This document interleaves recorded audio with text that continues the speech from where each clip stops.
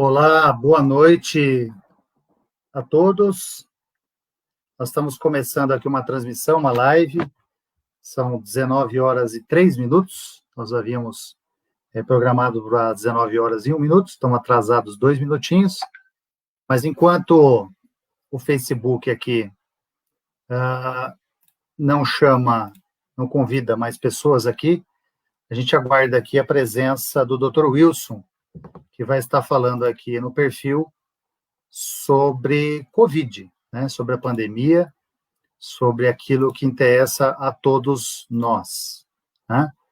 Vou esperar alguns minutinhos, o Dr. Wilson se prepara aqui, enquanto nós preparamos essa live para você.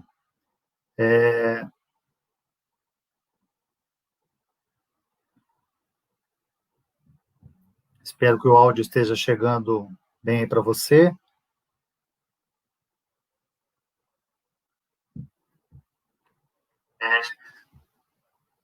Realizando uns testes aqui.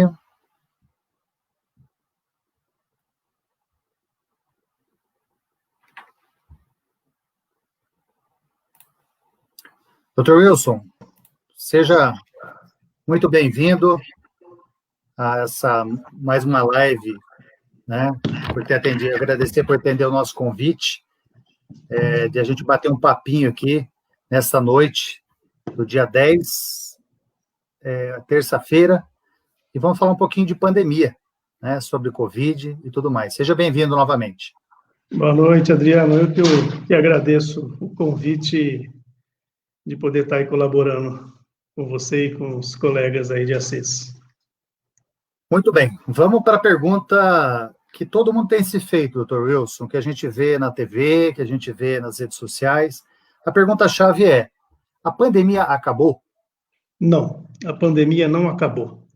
E ainda corremos o risco aí de ter o que a gente chama de uma segunda onda, como está correndo lá na Europa, né? Então, a pandemia não acabou ainda. As medidas de precauções devem ser ainda firmadas para que não ocorra essa segunda onda. Nós temos aí, no Brasil, em torno de 5.600.000 pessoas contaminadas, com mais de 60 mil óbitos, né? No estado de São Paulo, mais de 1 milhão de contaminados, com 36 mil óbitos, né? Então, isso aí a gente não pode deixar, permitir ou tentar evitar. Aprendendo com a Europa, agora a gente tem que tentar evitar que isso aconteça com a gente. Mas a pandemia não acabou. Eu acredito que por mais aí 6 meses a um ano ainda a gente vai viver esses momentos. Perfeito. Dr. Wilson, e aí vem a nossa pergunta-chave, né? Quando começou a pandemia, nós tínhamos muito pouca informação, né? Até o conceito de pandemia, até descobrir como é que o vírus se comportava, nós tivemos muitas dúvidas, né? Passou-se todo esse tempo, aí mais de 6 meses de pandemia, o conceito de pandemia para o cidadão hoje, né? O que nós sabemos hoje, comparando com lá atrás, muda alguma coisa na nossa forma de lidar com a nossa vida? O que muda na prática para a gente, em todo esse período, o que nós sabíamos lá atrás e hoje aqui? Muda tudo, né? Essa pandemia vai trazer mudanças para tudo, umas permanentes, outras não retornarão, que existia, né? Mas muda, né? O que principal deveria mudar mesmo, Romagnoli, era a consciência da população, né? Assim como a gente vê os asiáticos, orientais, que tem qualquer sintoma gripal, mesmo antes dessa pandemia, né, tomando as precauções. O que acontece agora? A gente não vê uma segunda onda na Ásia, não vê uma segunda onda como foi, né, como está acontecendo na Europa, lá no Oriente. Aí o que acontece? Né? Por quê? Porque eles têm esse cuidado, essa cultura. A gente espera que a pandemia venha trazer isso, né? Fora o mal que ela causou, algumas situações serão importantes para nós. Mas de quando ela começou até agora, ainda o aprendizado que fica é que para combater uma pandemia, você precisa, em primeiro lugar, manter as precauções do distanciamento social e o uso de máscara. Isso ficou fixo. Isso foi desde o início e se permanece agora. E qual a melhor forma que nós temos de combate dela? Para esse momento, ainda é isso. Então, não mudou nada, né, doutor Wilson? O que nós podemos fazer não mudou nada, né? A curva de aprendizado para nós médicos de linha de frente mudou bastante no cuidado ao paciente, no receber o paciente, no momento certo de fazer uma intervenção num paciente na UTI ou na enfermaria, né? Essa curva de aprendizado melhorou muito para nós, né? A condução quanto ao paciente, né? Mas o básico que é como combater essa pandemia que a gente viu lá na frente, o ideal seria fazer uma dosagem, uma análise, um teste em uma grande população, em todos, e separar os que são suscetíveis daqueles que estão infectados ou possivelmente infectados. Isso é ideal. Nós não temos esse ideal na nossa realidade, no Brasil, nem nas cidades brasileiras. Aí, o que nós temos em mãos? Realmente são as precauções básicas. Por que eu estou batendo tanto em precaução básica? Porque é o erro que se tem, é o erro primário que acomete. Né? Todo mundo preocupado com vacina, aquela briga com o tratamento, aquela briga com o que vou tratar, não. Aqueles dois polos científicos, aqueles contrapontos, né? E as pessoas morrendo, se contaminando, e aí as precauções do combate realmente continuam as mesmas, tratar os sintomáticos, né? E tratar de forma o quê? Evitar, tomando as precauções, continua ainda assim. E mesmo assim as pessoas não estão compreendendo a seriedade e a importância de não cometer esses erros primários. Doutor Wilson, muito tem se falado da vacina, que a vacina, como se a vacina resolveria todos os problemas, né? A gente sabe que desenvolver vacina não é do dia para a noite, e nem de um mês para o outro, muitas vezes nem de um ano para o outro, né? Mas qual que é a situação atual hoje que nós temos? Que perspectiva nós temos de vacina, pelo que tem sido falado aí da vacina Coronavac, de outros fabricantes? E que pé que está, basicamente, isso? Então, é difícil você falar, datar algo para a chegada dessa vacina. A gente sabe que a solução seria uma vacina, né? Uma vacina em 1 dose, 2 doses, uma vacina temporária, uma vacina de longa duração, né? Mas a esperança é na vacina, né? Nós temos aí cerca de 6, 7 empresas, né, multinacionais que estão aqui investindo no Brasil na terceira fase, né, do processo de vacina, né? Depois dessa terceira fase, ocorre uma fase de análise pelas grandes instituições e grandes órgãos para ver se ela pode realmente ser inferida e ser passada à população para um tratamento, né? Acredito que até início de janeiro, né? Aí a gente fala assim, início de janeiro ao meio do ano, mas a gente tem uma vacina aí, né?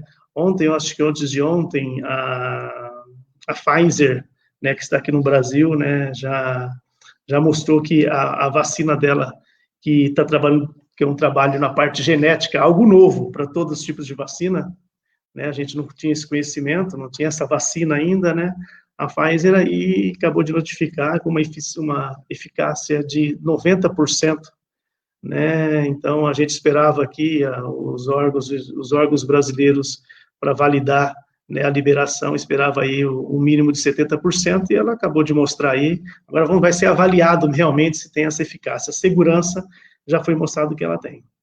E tem sim, a Sinovac, que trabalha com vírus atenuados, o vírus morto, né, que também aí está em fim de terceira fase, que também está aí no processo de ser reavaliada pelas instituições, pelos órgãos competentes, para ver se vai ser produzido em longa escala.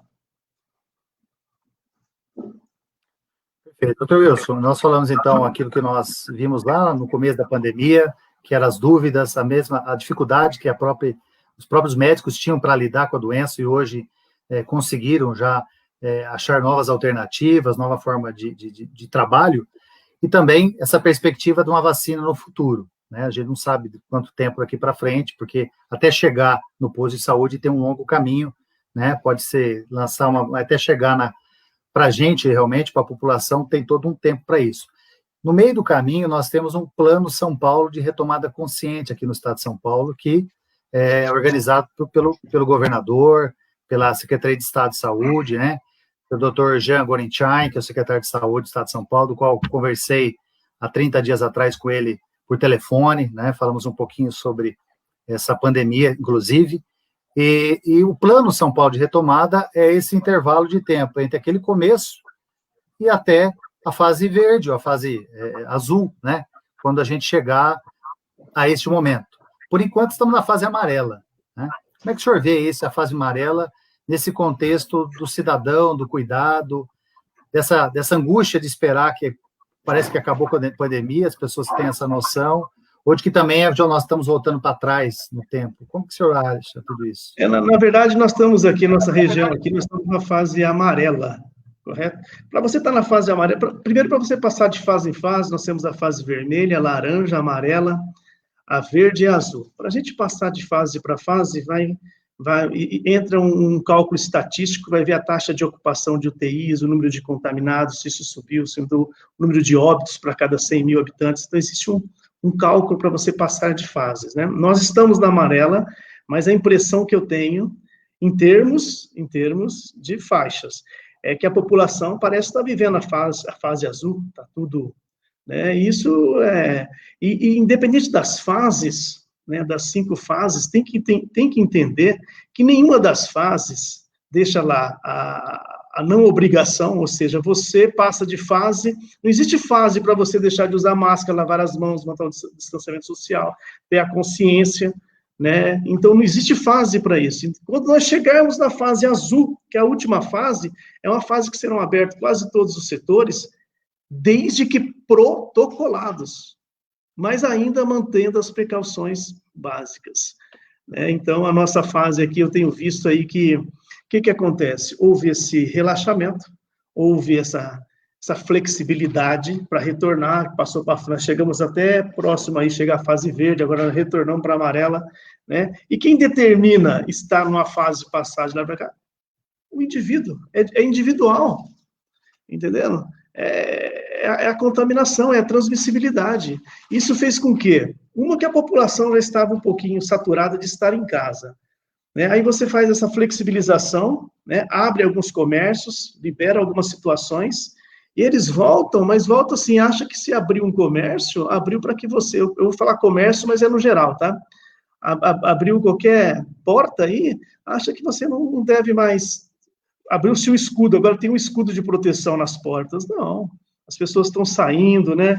Aí está tendo locais de entretenimento que está assim, todos sem máscara. Isso é meio complicado para a gente nesse momento, né? A gente pode passar para a fase aí, voltar para a fase laranja. Perfeito. O senhor falou das fases, eu acho que é importante a gente lembrar, né, doutor? Me corrija se eu estiver falando algo incorreto, mas é também baseado na estrutura hospitalar que nós tínhamos para cuidar dos casos, né, dos contaminados, de quem positivou. A situação de Assis hoje, da região de Assis, doutor, o senhor que trabalha diretamente, como infectologista que falta um leito, a minha pergunta é, para a população ter essa certeza, falta um leito de enfermaria ou de UTI SUS ou privado na nossa cidade, na nossa região? Olha, até o momento, não. Né, vou dar assim eu não posso falar do hospital particular, quantos leitos eles têm disponíveis, pela flexibilização de mudanças de leitos e tudo mais, como é que funciona, mas aqui na Santa Casa eu posso estar falando, nós temos lá 8 leitos adultos, 2 crianças, e nós temos 10 leitos convênio ou particular, que a gente possa estar mobilizando a qualquer forma, para usar da melhor forma, atender a necessidade da população, sempre pensando na população aqui nos nossos munícipes, né? Em nenhum momento nós saturamos essa escala. Lembrando que o Hospital Campanha fechou, lembrando que o NAR, que era a linha de frente que atendia os pacientes graves, Covid, graves e críticos, fechou, e que o Hospital Regional deixou de ser a primeira porta de entrada, passou a ser agora lá a Santa Casa. E em nenhum momento a gente precisou abrir a necessidade de falar assim, ó, lotou aqui nossa capacidade, vamos passar agora para os outros hospitais. Em nenhum momento nós chegamos nessa situação. Até hoje, não. Né? Um exemplo para você de hoje, até as 11 horas da manhã, que eu estive na Santa Casa, nós tínhamos 2 pacientes na UTI, com 10 leitos disponíveis, UTI Covid, né? E nós tínhamos 3 pacientes na enfermaria, né, com 10 leitos disponíveis, né? Então, para você ver, e aí a informação que eu tive, né, no hospital particular, a informação foi lá de dentro, que lá teria 4 pacientes na enfermaria e 4 pacientes em unidade de terapia intensiva. Então, eu não vejo isso como um momento. Agora, o número de casos aumentaram aqui? Com certeza.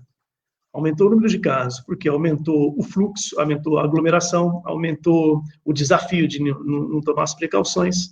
Então, isso leva a um aumento mesmo. Os jovens voltaram ao trabalho, os jovens voltaram a frequentar bares, barzinhos e tudo mais, e essas aglomerações faz com que ocorra um aumento mesmo. Nós não podemos falar em uma curva mesmo, né? Mas há uma situação serrilhada.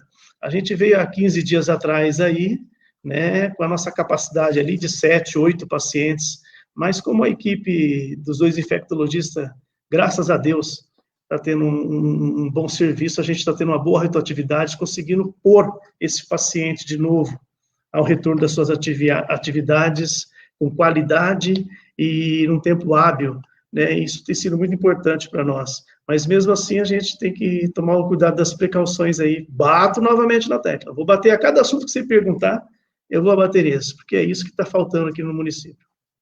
E é individual. Perfeito. Eu acho importante a gente fazer essa análise, assim, dos extremos. Todo extremo, ele é prejudicial. Em qualquer fase da nossa vida, em qualquer situação, os extremos são complicados. O extremo da gente dizer que está tudo perdido, e o extremo de dizer que acabou, né, a pandemia já foi. Importante essa informação, explicação que o senhor está dando aí, das fases, né, que nós já avançamos, estamos à fase amarela, que significa que não acabou a pandemia, porém a gente conseguiu, com o tempo, adequar as nossas estruturas hospitalares. Lá no comecinho, com a montagem do hospital de campanha, que era aquele momento crucial que nós estávamos começando, né, o crescimento dos casos, que foi necessário naquele momento, teve os seus 100 dias aí de funcionamento naquele momento mais crítico. Depois, já com mais leitos na Santa Casa de Assis, a gente não pode deixar de lembrar aí dos respiradores novos que foi enviado pelo governo do estado, aquele que foi colocado lá, o custeio desses leitos que veio também pelo governo do estado, governo federal, para poder custear SUS, lembrando que o atendimento SUS, se eu não me engano, a estatística, 75% dos casos são atendidos pelo SUS, da importância que o SUS tem, né, para cuidar da população, da nossa população, cuidar de cada um de nós, mas é importante a gente ter esse discurso adequado, né, nem um extremo, nem o outro, o senhor está dizendo aí, não acabou, mas se a gente manter as atitudes pessoais de cuidado, nós conseguiremos continuar passando por esse momento até que chegue a vacina, né, até que a gente avance, né? Isso. Se a gente manter esse padrão, né?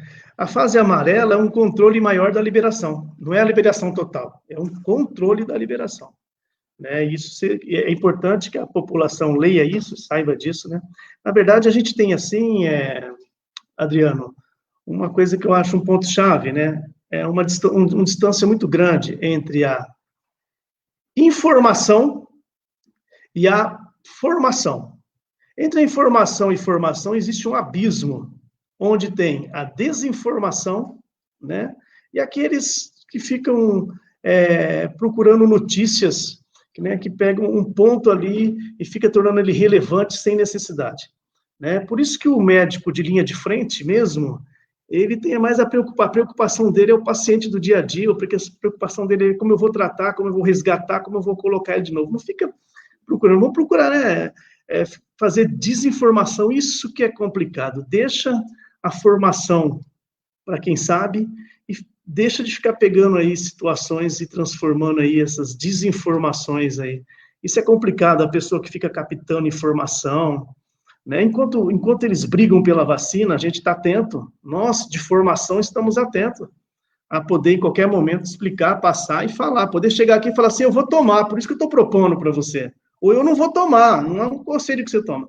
A gente vai chegar a esse ponto, se for o caso. Né? Nesse momento, é trabalhar com o que a gente tem. Né? Se alguém está vendo que está aglomeração, está aí. Tem o Disque Denúncia, procura a polícia, faça sua parte como munícipe também. Vai lá, chega lá, o pessoal, chega lá, devagarinho, entra lá no gerente e fala, ó, vai estar aglomerando aí, meu amigo, vamos fazer, né? Então, cada um tem que fazer sua parte. Se não fizermos, cara, é difícil. É importante o senhor citar esse ponto, porque o trabalho da Secretaria de Saúde, a responsabilidade dela, da Polícia Militar, um trabalho conjunto, também é a ouvidoria. Nós temos recebido denúncias e temos averiguado com a vigilância sanitária. As festas que no começo da pandemia tivemos alguns casos aí que foram até com apoio da Polícia Militar para que a gente pudesse organizar, né? A gente sabe que aglomeração, pessoas mais perto uma da outra, sem máscara, né? Dançando, qualquer coisa nesse sentido, se divertindo, ela está ali muito mais propensa a passar para outro, mesmo sintomática. Né? Tem situação que já chegou a falar assim, não pode tocar, né? E beijar pode? Rapaz... É pior ainda. É pior ainda, né? Eu gostaria de aproveitar o momento aí, Romagnoli, e agradecer em nome da Nilson, as meninas da Vigilância Epidemiológica, um trabalho fantástico, né?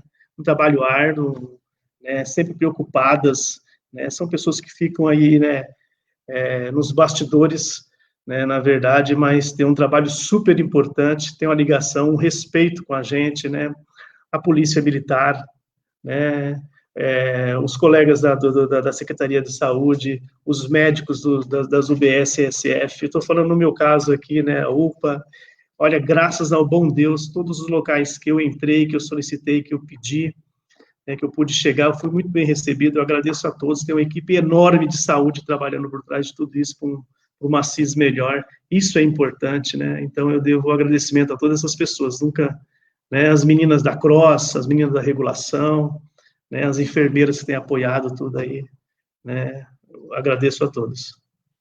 Doutor Wilson, vamos aproveitar então, nós já estamos a 22 minutos da nossa live, para não ficar muito extensa, vamos relembrar então, quando a gente fala dos sintomas e o que a pessoa tem que fazer quando ela imagina, ou ela esteja com esse sintoma que o senhor vai citar agora, relembrar para a gente, o que ela tem que fazer, aonde ela tem que ir, e o que será feito? Que tipo de teste será feito com essa pessoa e quando que ela tem que fazer isso?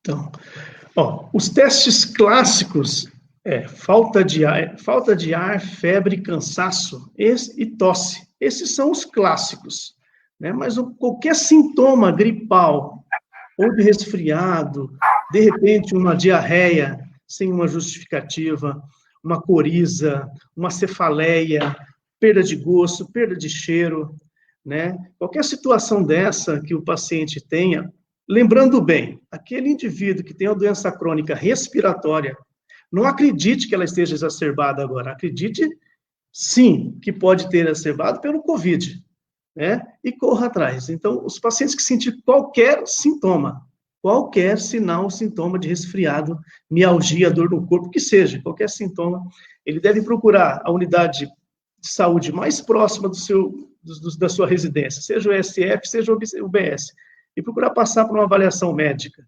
Se ele tiver plano de saúde, ele que procure as instituições aqui que atendem os planos de saúde, mas deve procurar para ser orientado, né? Esse paciente vai ser orientado ao isolamento.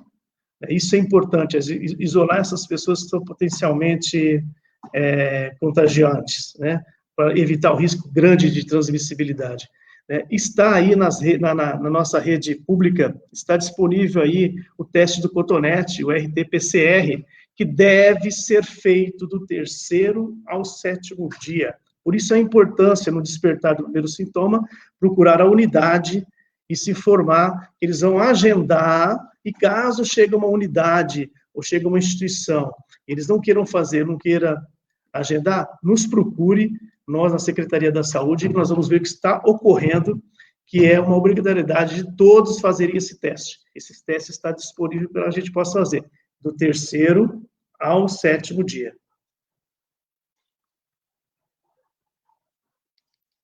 Perfeito, doutor Wilson. Eu acho que é importante falar desse teste, né? O RT-PCR, que é o teste do nariz que o senhor falou. É um teste que incomoda um pouquinho para fazer, mas ele tem um grau de confiabilidade, não sei se a palavra é essa, né? Um grau de exatidão muito maior que aqueles testes rápidos, né? Com certeza, normalmente né? A gente fala teste rápido. A sensibilidade e a especificidade dele, né? Fora o fato de ele realmente identificar o agente etiológico, ou seja, realmente identificar mesmo que é o coronavírus, que é o vírus. Ele vai lá e capta uma partícula do vírus, que é o material genético, e a gente consegue dar esse diagnóstico aí.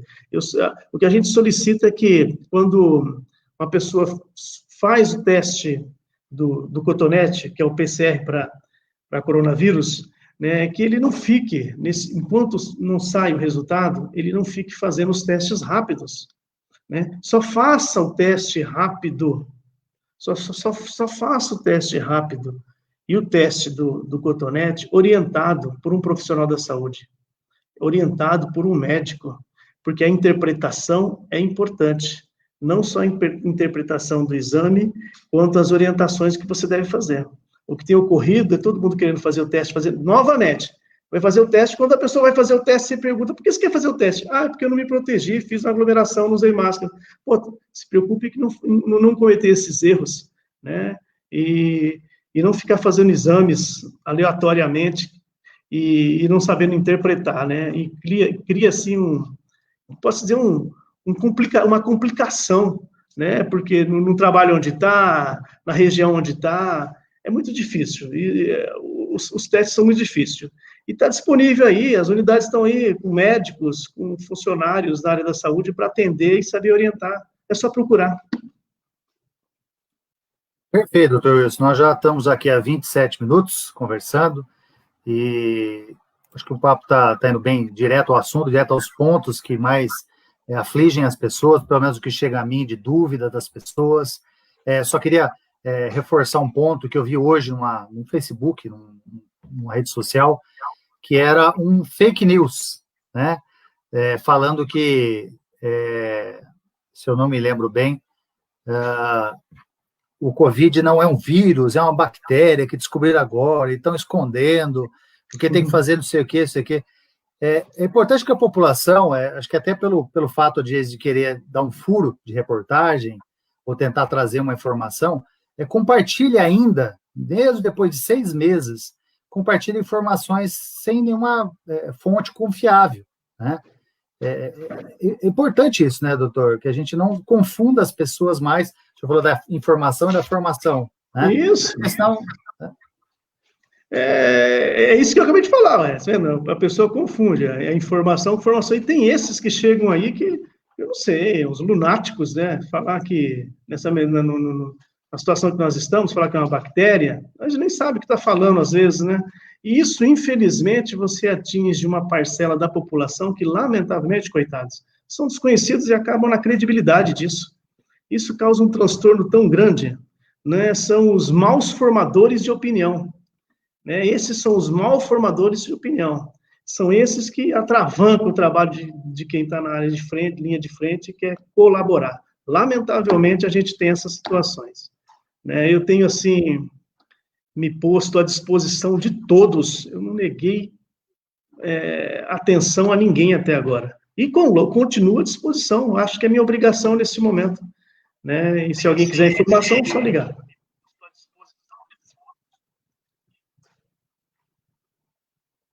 Perfeito. Doutor Wilson, só para a gente ir finalizando, eu gostaria de fazer um resumo em 3 partes da minha ótica.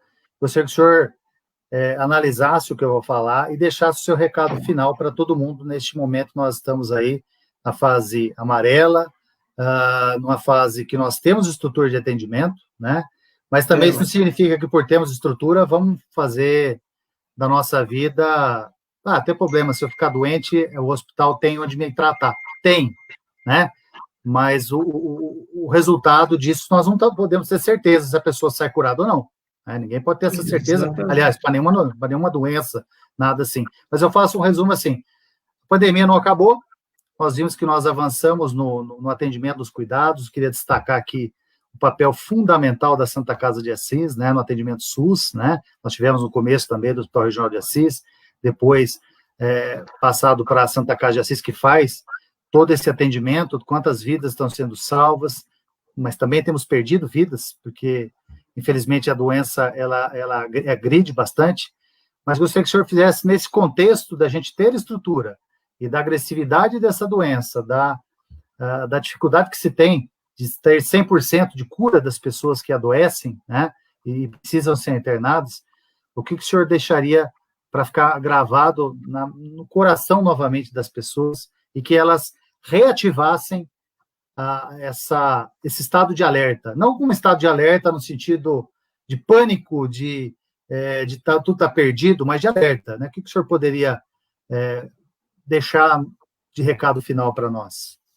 Bem, vou responder essas perguntas. A pandemia não acabou, né? O vírus está aí entre nós. A transmissão na comunidade está aumentando, né? Eu gostaria também de agradecer a Santa Casa e agradecer você pelo elogio. Temos feito realmente, né, um orgulho para mim falar, nós temos feito um trabalho muito importante dentro da parte de setores de Covid que nós temos na Santa Casa. O que eu deixaria para eles, né? Essa pandemia, lá no início, né, só procure atendimento quando você tiver com a dispneia, a falta de ar, fique em casa até... Não, acabou. Você tem qualquer sinal, sintoma, por favor, procure.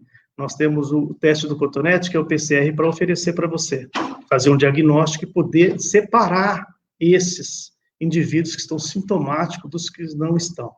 Esse é um ponto importante que eu gostaria de deixar. O outro ponto importante é pedir, pelo amor de Deus, pedir a gentileza de evitar aglomerações. Por favor, evite aglomerações. Eu peço em súplica para você que use máscara, não deixe de usar máscara, não coloque as mãos na frente da máscara. Proteja sua boca, seu nariz e seus olhos. Lave suas mãos com água e sabão, álcool gel ou solução alcoólica 70%, sempre que você sair, retornar de qualquer local, você lave suas mãos. Mantenha o distanciamento de 1 a 2 metros de cada um. Assim a gente consegue, de certa forma, manter-se, né, na fase amarela e, quem sabe, progredir para a fase. Isso é simples, a pessoa não pode falar que não tem o dinheiro, isso não depende do momento social, né, depende da consciência, né, e quem não tiver máscara, me procure, eu arrumo máscara para você. A gente tem como arrumar, hoje não tem como falar assim, não tem quem tem, a gente dá uma solução para as máscaras. É essa mensagem que eu gostaria de deixar, é isso que eu queria falar, não subestime o vírus, que comete só maior de 60 anos, com comorbidades, com certeza, ainda continua sendo assim, maior de 60 anos, com comorbidades, né, e aí a gente tem que tomar conta das nossas gestantes, das nossas crianças, jovens estão mais protegidos, o índice 003, mas, mesmo estando protegido, podem ser acometidos de forma grave, e o desfecho pode ser o óbito, lamentavelmente. Perfeito, doutor. Eu só quero lhe agradecer, então, mais uma vez, pela sua participação, né, nessa live. Queria pedir para as pessoas que estão aí nos acompanhando, que compartilhe esse vídeo, envie o link aí para alguém da sua família. Nós falamos aqui por 30 minutos, 30 e poucos minutos, para não ficar muito comprido, para não ficar muito repetitivo, para deixar as informações que a gente julga importante. E fazer o convite aí para que você busque as informações no site da Secretaria Municipal da Saúde, saude.assis.sp.gov.br. Lá temos boletins, temos informações sempre atualizadas, para que a gente possa levar a informação correta. E como o doutor Wilson falou, não mudou as regras, não mudou os cuidados, é chato, às vezes é repetitivo, né, doutor Wilson, bater na mesma tecla, mas não temos outra forma de fazer, né? A gente pode estar até cansado, né? Às vezes eu paro, como eu paro com alguns colegas, hoje eu parei hoje com o diretor clínico da Santa Casa, e falei assim, eu não consigo entender, será que foge do meu conhecimento? Possível a pessoa não entender que ela tem que usar máscara, lavar a mão? Não... Olha, não cumprimentar, não é isso, não é cumprimento, é não tocar, não se aproximar da pessoa, não toque, né? Porque quando a pessoa cumprimenta, ela lava a mão. E lava a mão assim ainda. Lava a mão só assim, não. E quando cumprimenta, pode reparar, cumprimenta assim ou assim, não faz a lavagem das mãos. Então, não toque. Eu gostaria que ficasse assim, não toque em ninguém. Perfeito, doutor Wilson. Obrigado aí pela tua participação. Quero agradecer a você aí que participou com a gente aí, está conosco até agora. Compartilhe esse vídeo, mande para algum conhecido seu, para que a gente possa ter a informação correta. E sempre lembrar, né? prevenir sempre é o melhor remédio, principalmente quando não se tem um remédio, não se tem uma vacina ainda, a gente tem que fazer a nossa parte. Obrigado. Perfeito. Obrigado, Adriano. Boa noite a todos.